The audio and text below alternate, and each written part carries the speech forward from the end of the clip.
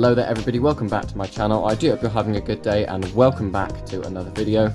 So today we are going to be taking a look at yet another model, and this is an aircraft that I haven't really had very much experience with in my time in this hobby so far, and it is a Gemini Jets Boeing 737-800, but this is a really special model to me, and I'll give you sort of a little bit of background as to why. So a couple of weeks ago I celebrated my birthday, and as a gift from my grandparents they picked up this model for me, this Jet2 B737-800. Now I know that they both do watch my YouTube channel from time to time, and especially my granddad, he does tend to tune in quite a lot, and it was his idea to get me this Jet2 model, so an enormous shout out to both of my grandparents for making this happen. And just before we actually get into the model, I am just going to showcase this thing that he did do for me as well. So this is sort of a press release from Jet2 itself to WSI, my fictional model airports, that he has gone through and he has done, and you're more than welcome to pause and read that if you would indeed like to. Yeah, just really brilliant, loads of thought there, and I very much appreciate it. So I know that he'll be watching this, so thank you so much for all of the effort that you went into with this, and indeed for picking this Jet2 737 up for me. So without any further ado, we're going to take a quick look at the box, and then we'll get right on into the model. So unboxing time. Now I'm going to take the press release out of the way for now, and we're going to take a little bit of a look at the box. Now you guys are probably all pretty familiar with these Gemini Jets boxes, but it's actually, for me, it's actually been a really long time since I've seen one of these sort of new models. I'm not entirely sure actually, I haven't checked. What year was this model? So this was a 2020 release, as it says at the bottom there. So yeah, it's a couple of years old now, but I actually haven't really experienced one of these Gemini Jets sort of newer style boxes for actually quite a long time. So we're going to take just a little bit of a quick look around. We've of course got the information there as always. Now I'm going to try and focus that in, and if you do want to stop and read that, then you're perfectly welcome to do so. Yeah, Boeing 737-800 operating for Jet2, and the registration is Golf Golf Delta Foxtrot Romeo. That's all good there. In terms of other things about the box, then of course we've sort of got the usual. Around the back we have got the climbing image of the aircraft, and that's really about it. We've of course got all of the other graphics and that sort of thing that is pretty standard with all of the Gemini Jets boxes. So I'm not going to waste any more time, and we're going to take a little bit of a look. So let's take it out of the packaging and take our look at the model. This is a livery that actually I really hadn't really been paying much attention to in terms of the UK aviation scene sort of at the moment, really until I started talking to my granddad, and he watches quite a lot of the regular feeds coming out of Madeira, where there's quite a lot of the Jet2 presence there.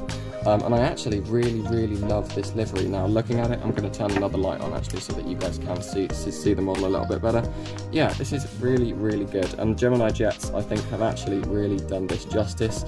So we're going to refocus the camera, and I will zoom in and we'll take a little bit of a look at this model's finest features. Alright then, the Boeing 737-800 by Jet2, not by Jet2, by Gemini Jets with the Okay then, so the Jet2 Boeing 737-800. Now if you guys are sort of struggling to see this model a little bit, that's actually because with the silver paint of this livery, I've actually been struggling to sort of get light to fall on it in the right way. It's quite difficult. I have sort of adjusted some of these lights around here to try and make it a little bit clearer, but what I'm going to do is I'm going to put lots of sort of close-up pictures on the screen for you guys, so that hopefully those will sort of represent the detail that I'm talking about a little bit better than this video feed will. But we're going to take a little bit of a look through this model and a little bit of a tour. So as we always do, I'm going to start up at the front with the cockpit. Now this is a really nice piece. Yeah, you can see quite a high level of fidelity to the real aircraft there, and they've absolutely nailed the sort of entire cockpit of this aircraft. It looks really good, and generally as normal with Gemini Jets, we have a really high level of detail. So that nose cone, there's all sorts of detail there. I can even see the tiny little pitot tubes underneath the windows of the cockpit, and potentially possibly, is that a smaller Jet2 logo there above my nail? I think that possibly might be. And on the other side as well, I'm not entirely sure what functional purpose this serves, or whether it is a functional purpose at all, but this little dotted line here is also represented very finely. I haven't actually ever flown on Jet2 in real life. I think it's because sort of closer to me in terms of budget flights is Gatwick, so I've flown with EasyJet quite a lot, but Jet2 I've actually never flown with, so I'm afraid I'm not actually really particularly familiar with their brand, having never flown them before. But moving on, after the L1 door then, we have the big Jet2 logo. Now that looks really good. Unfortunately, the white does look a little bit washed out here on camera, but if I try and turn the exposure down a little bit, hopefully you can see that that actually does look okay, and that is literally just the camera settings and me sort of struggling to light this model correctly. So yeah, that's all really good.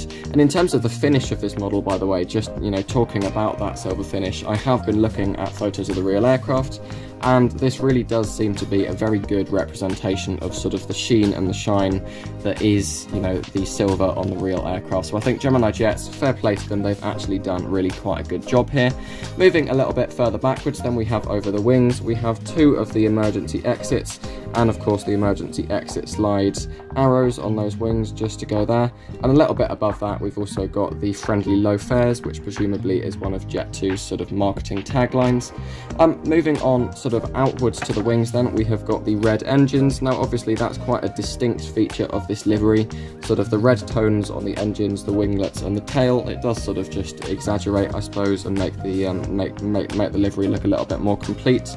You can see there are the Jet2 logos there on the engines, and those engines do actually look really good. Sometimes on these smaller sort of narrow body aircraft, they can be looking a little bit smudged and possibly not particularly neat, but I'm very impressed with the quality of these engines here. You can see that we've got a nice distinction between the different shades of grey for the different parts of the engine, especially coming out of the back of the turbine there.